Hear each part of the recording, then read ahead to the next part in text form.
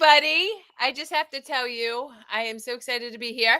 For those of you watching and don't know, my name is Kerri Lewis. I am an addiction and mental health recovery coach and speaker.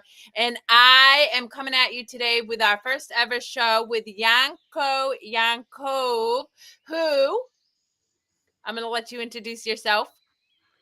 And hello, I am Yankov, and I'm a hypnotist. I help people work through issues and things that they're hang up on, that are deep embedded in their deeper mind, subconscious mind, and help them work through blocks and help them empower and change their life with the power of their minds. So I'm very happy to be here and share this wonderful space with Kerri. Yay! All right, guys. So, any of you who've seen me before know I love to talk. And in one of my conversations on my show, What's Your Story? I interviewed and spoke with Yankov, and I'm like, oh, we can totally make magic together. And he said, well, what are we going to talk about? And I said, oh, whatever comes to our mind in any given particular day. And so then he came up with the title For No Particular Reason. And really, I think that's so fitting because so often in our egoic mind, we feel like we have to do things to achieve or for a specific outcome. But really, when we're tapped into love, right, you're guided and you don't even know why you're being guided where you're going. You just show up and that in that perspective, there's really no particular reason, right? Right. So I love the name of the show. There's no particular reason why we do what we do. We're just happy to be here and share our thoughts and everything with you guys. And this will be a ongoing show that we're going to be doing every Friday, and we're going to keep the same time. It's going to be at 1 Central, 2 Eastern, and 11 Pacific, Whoop, and we whoop. welcome anyone to come in and share any questions or share any stories. We'll love to even bring you on the stream, and we'll see how that goes. Yeah, so for me, for no particular reason I love, but really I think we both agree that you and I show up in the world as love. Would you not agree with that statement? No, I agree 100%, because that's only the only thing that's true there. It's love. There's nothing else. So I think that it's important to highlight, guys, Yanko and I come from very different lenses. I am a very it's kind of theoretical, not really because I've experienced a lot in manifestation because I sit in love so much. But Yanko, you have a little bit of a different perspective when it comes to showing up in love. Would you not agree? I do, yes. So can you share with My the audience a little bit about how you know that we are love? well, I Did did you know I was some. going to grill you? Did you know I was going to grill you? You had to know I was. Right. So, um, when you actually tap into this like universal law that there is, because everything else, in my experience, it's illusion that we get ourselves trapped into from our thinking mind or from our previous experiences and so on. And when you go back to your original state of just being, then there's nothing else. There's love. You're in this bliss of like love. And it's not a possessive love where you need something outside of yourself to make you feel happy and loved or fulfilled.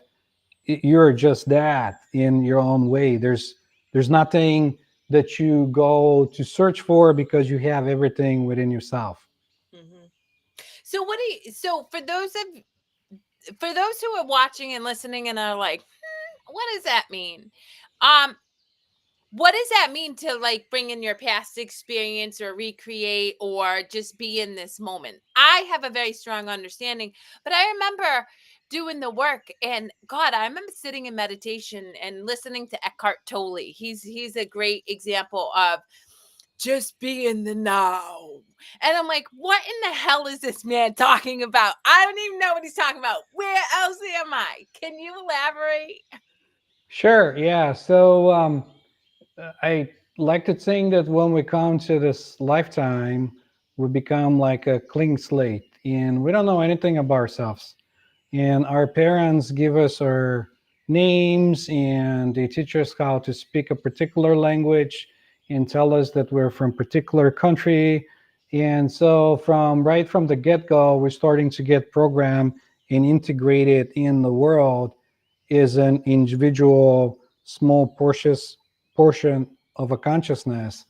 And so as we go in, we're developing those thoughts and experiences that are stored around mind, and we take it as our own identity, which creates our ego personality. And from that on, we take those as our own experiences, and in every given situation, we put those on. They come up because our, thinking mind, it's meant to be able to help us be able to survive and go through different things. For example, if you see a tiger, then you run for your life. You don't sit and think about it.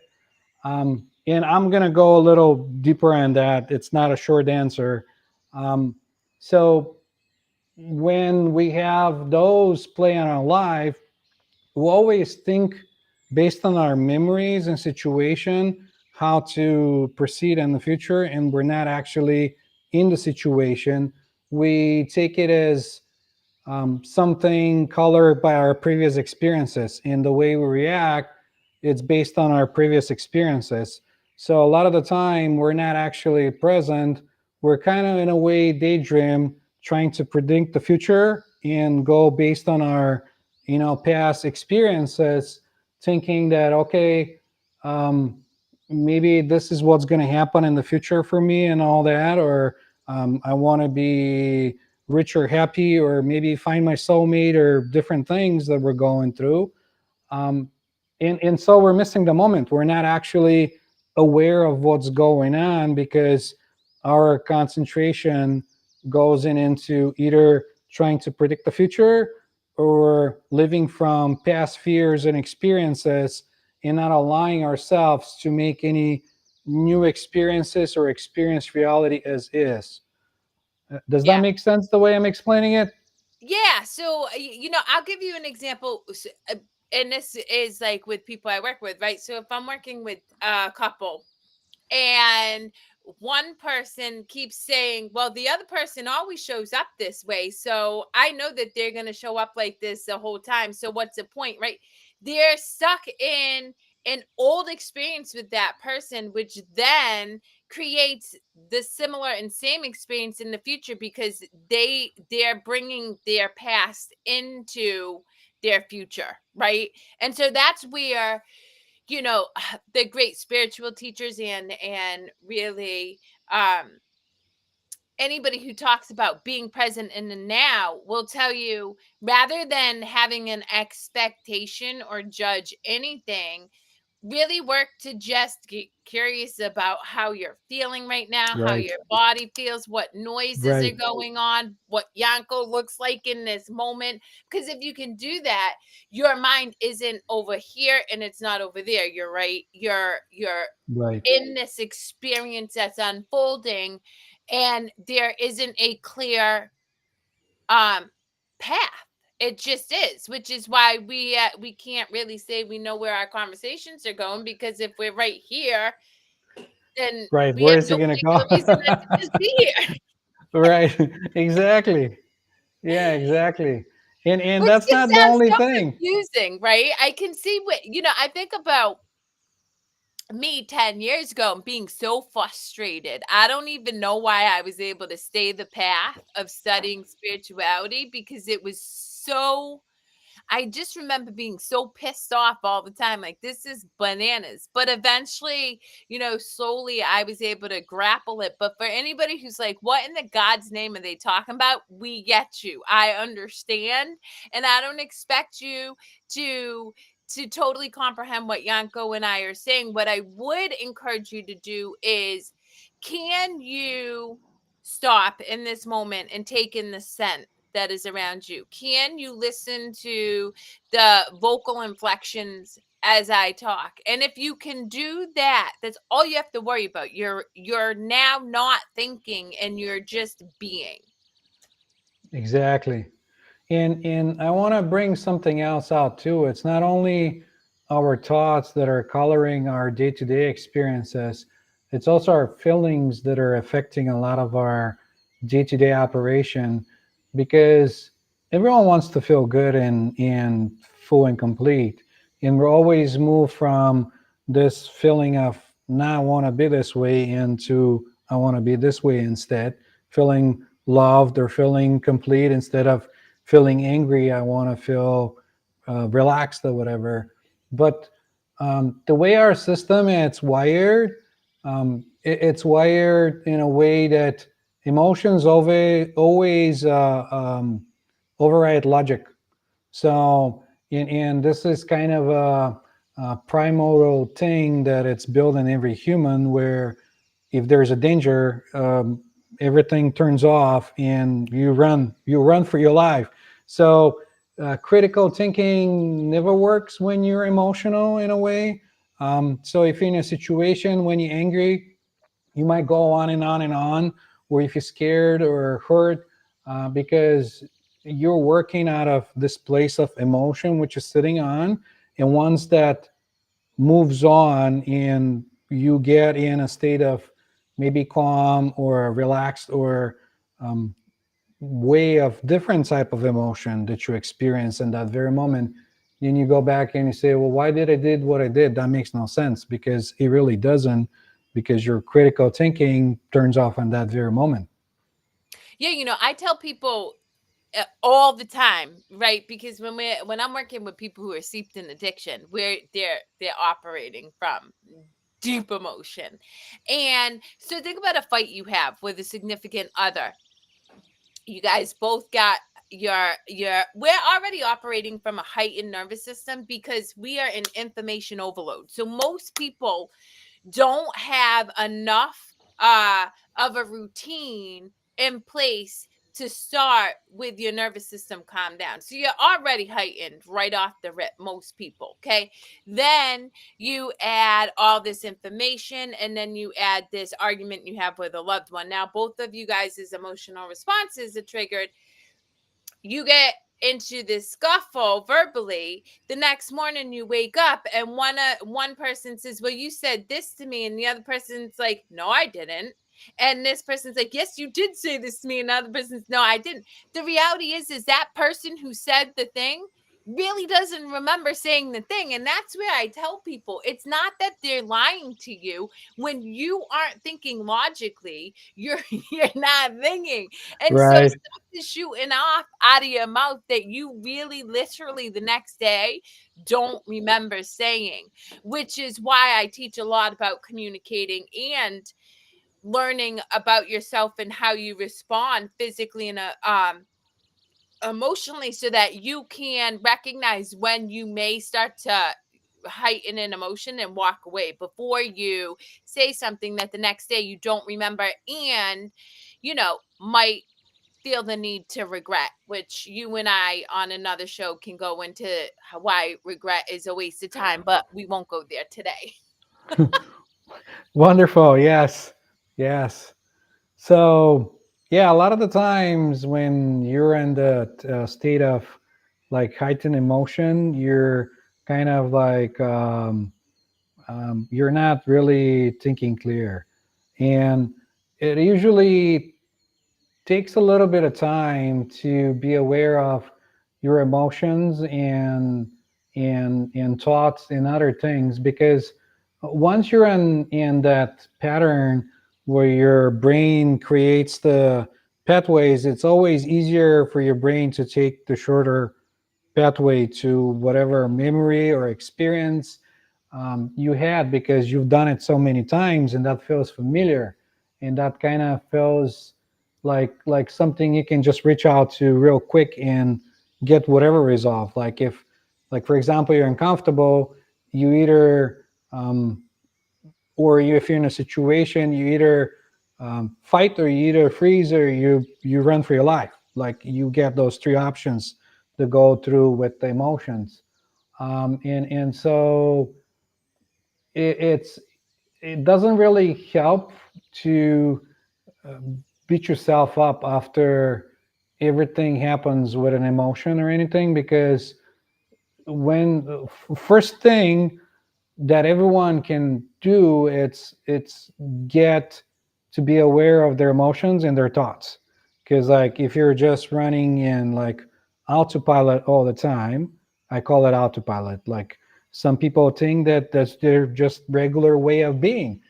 This is just me, and those are my thoughts, and those are my emotions, and this is where I'm at right now, and they don't even know that there is another way of being, or another way of processing all those things. Yeah. Will you like agree with me on that one, or you want to add Well, yeah, something and to it? something you highlighted that I think is really important for anybody watching to hear is awareness is the first step, and that's enough. Because even if you continue to do the same thing, the fact that you become aware, ooh, I look in the mirror and every day I tell myself I'm ugly. I'm aware of that, right? That awareness alone over time is just enough of a separation from your habitual way of being to start to make different choices. But you can't make different choices until you start to recognize the patterns in that behavior or that thought. And so awareness is critical. Um, for everybody out there, Kerri's awareness is that she's working on her relationship with technology, which is why she was late today. I love how I'm talking in third person. And I messed up my schedule because that's the way it goes for no particular reason. So we're going to jump early, but typically we'll be on till 3. But Yanko, what is one thing that you hope that our audience gets from the show that we are going to cultivate over time together? I really hope that at least they get some kind of perspective in life, or different way of anything that'll broaden their horizon, anything that'll bring him into more peace with themselves, or in the state of more love and happiness, and anything really that makes him get in touch with their true self, not with their ego perspective or the person that they're playing in that time. And I'll go on to that personality thing in another show, because that'll take a little Oh yeah, we longer. can talk. We can. That's Right. the thing. Yanko and I can talk for days, guys. So don't you worry. We're gonna dig into some deep stuff here. I like you. For anybody who is catching this on the replay or curious, my hope is that in watching this, you recognize that you are intrinsically worthy of unconditional love, and that a lot of the way in which you operate is just habits and conditions that you have just been kind of brought up into in your experience from in utero until where you are at now. And I Right. ask that you come from a place of curiosity, come from a place of suspending what you think you know, and most importantly, come from a place of hoping to have fun. Because if this conversation isn't going to be anything, it's going to be fun. Because if we're not having fun, why do it in the first place?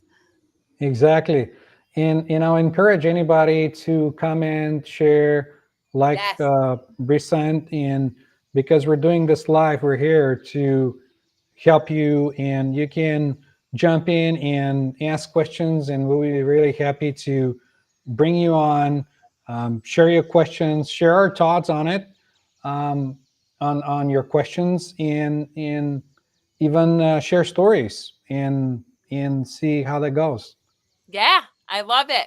Well, until next week at 2 p.m. Eastern Standard Time, 1 p.m. Central Time, and let's see, 11 o'clock